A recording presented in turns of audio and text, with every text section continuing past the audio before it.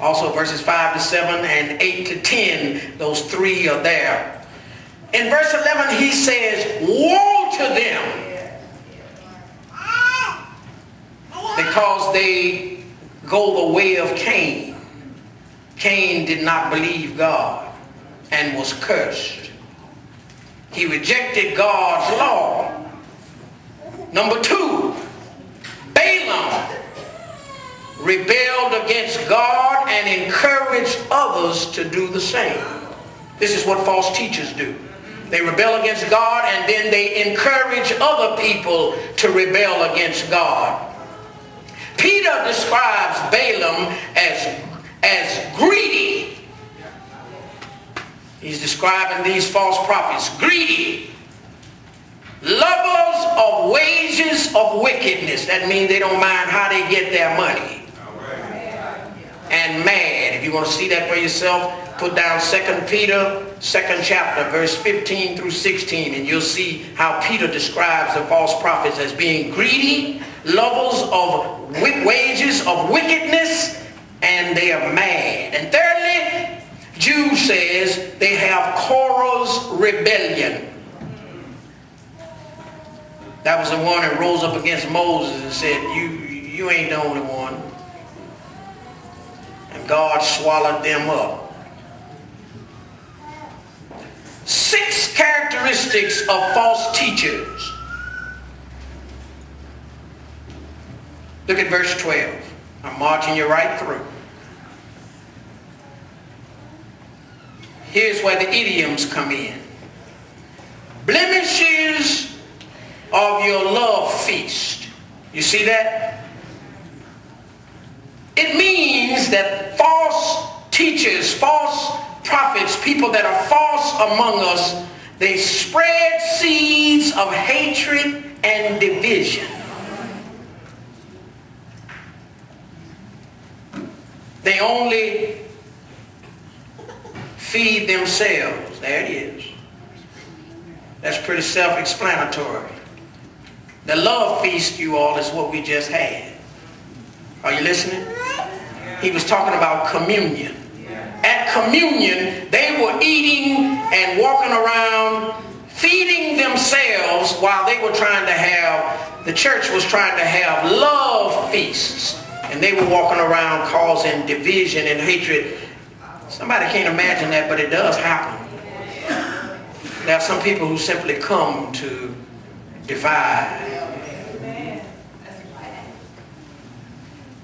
Number 3, he says they are clouds without rain. You see that? Clouds without rain means they are like clouds. They soon pass by. They don't stick around long. They come on in to do that damage and then they keep moving. They teach promises that they cannot deliver. He says that they are like autumn leaves without fruit. Autumn, no fruit grows in autumn. And it also, if you see the word, it says uprooted. So not only do the trees not produce fruit in winter, but some of the trees were uprooted. So that's what it means by twice dead. You see it? Twice dead. The tree ain't growing no fruit and the tree is uprooted. Twice dead.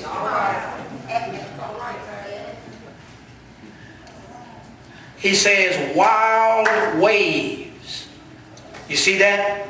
Wild waves. That means that false teachers are frothy.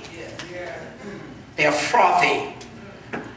They're producing only worthless ideas that eventually bring shame.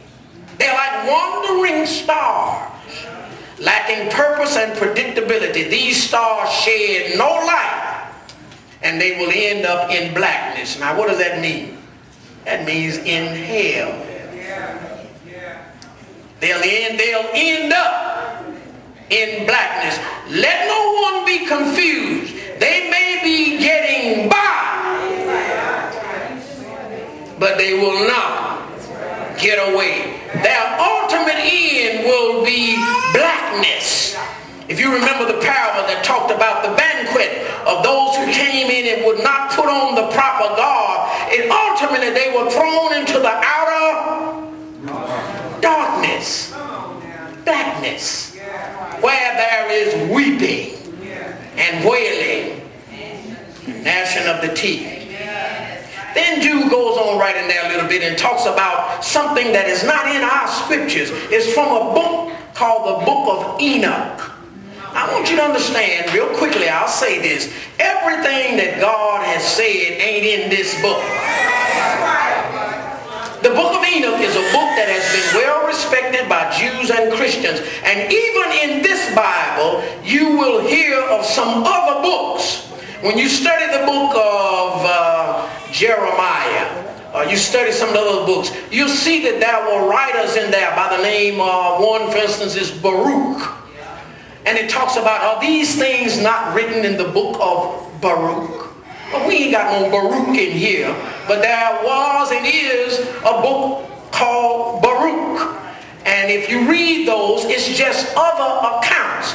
But don't let that disturb you this morning, and don't let that confuse you.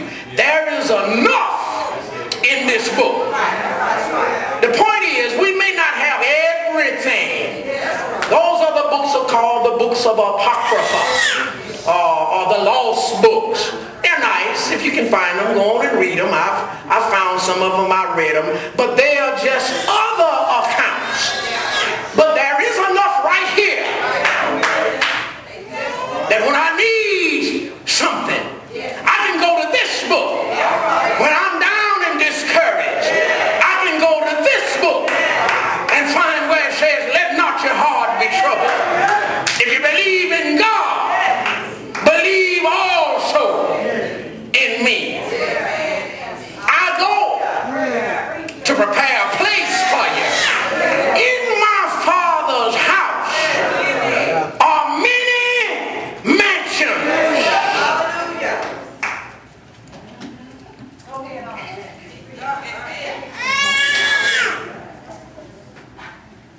Notice on down further, he says ungodly.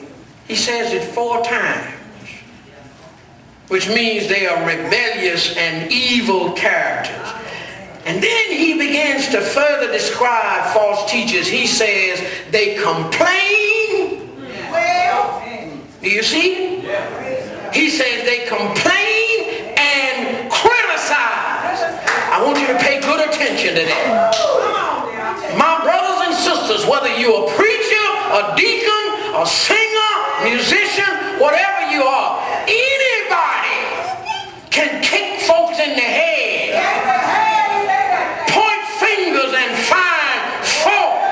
Anybody can do that. Those of us who are the people of God, those of us who know that the call has been upon us to deal with his people, you try to edify.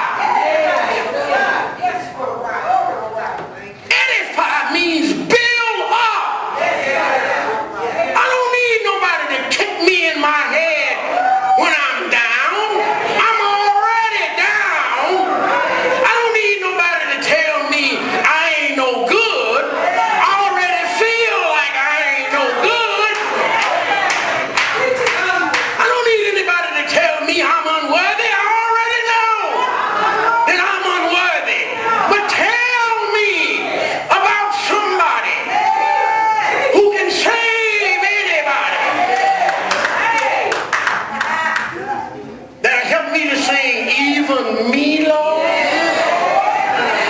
Even me. I got a request. Let some drop.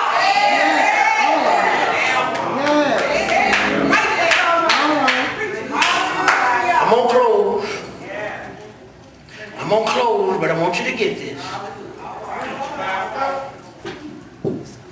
Jude uses 5 other phrases of false teachers. He says they are grumblers, fault finders, given to evil desires,